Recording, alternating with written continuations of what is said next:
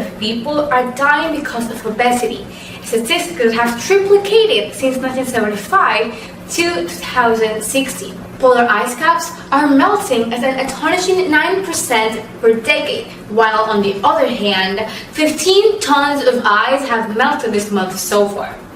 Global warming and climate change are increasing every second, while every 62 minutes, at least one person dies as a direct result from an eating disorder. This is the 21st century, everyone. Welcome. The century with more technological and health advances in history, but yet the one with the higher mortality index. Hello, my name is Valeria Caro, and I am from Barranquilla, Colombia. Today, I will share with you what is the global issue I am most passionate about solving.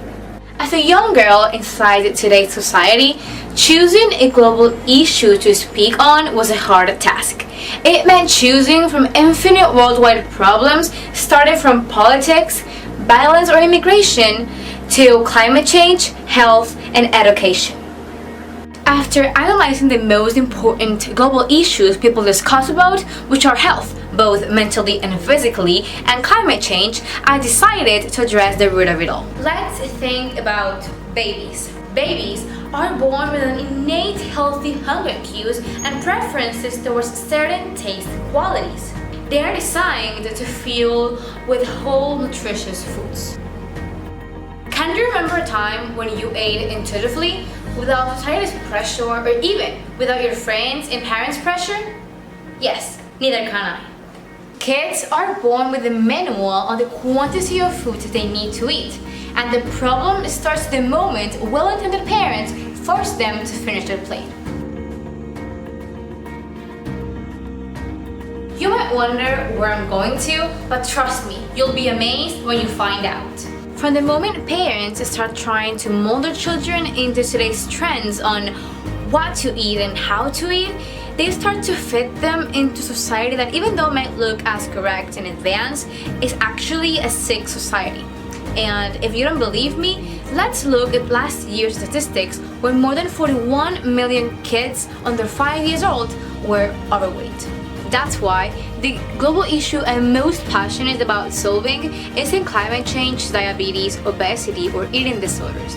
All of those which are important topics that need to be spoken of, but that are being addressed from the consequences and not from the cause.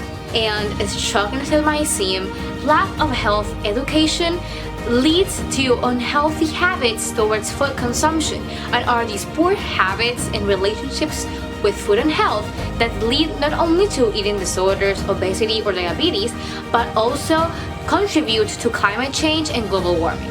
In fact, the food we eat is responsible for almost a third of our global carbon footprint, as highly processed foods tend to require more energy and release more global warming pollution into the air. Processed foods is often highly packaged, producing quantities of non-recyclable waste per bite. But what if we start trying to cook meals without cooking the planet? But what if we start giving children real, whole, nutritious foods when they ask for a snack, rather than giving them a mostly convenient and cheap, but full of chemicals and low nutrition snack? What if we start making our food choices based on our innate hunger and society cues rather than on social margin?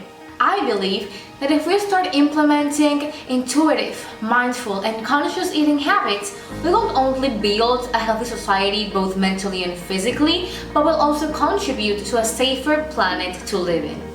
In fact, according to a new research from the University of Minnesota and Oxford, widespread adaptation to a healthier diet would markedly reduce the environmental impacts of food production. But now your question might be, how do we do this? And the answer, even though it might seem simple, is revolutionary. The way to make our diets and food choices healthy and sustainable for the environment isn't a trend or a diet. It's a lifestyle based on information from doctors and even our own ancestors. The way to give this knowledge to today's society is by implementing health education programs not only in schools for children to develop, but also giving these resources to parents for them to fix their own habits and to contribute to their kids' happiness and health. The first 5 years of life are a time of rapid physical growth and change, and are the years when eating behaviors that can serve as the foundation for future eating patterns develop.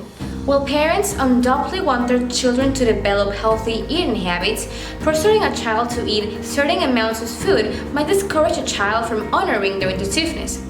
These can be contributing factors to the progression of an eating disorder. That's why, by implementing health education programs and making them available for kids, young people, and adults, will lower significant global issues like obesity, diabetes, anxiety, or eating disorders.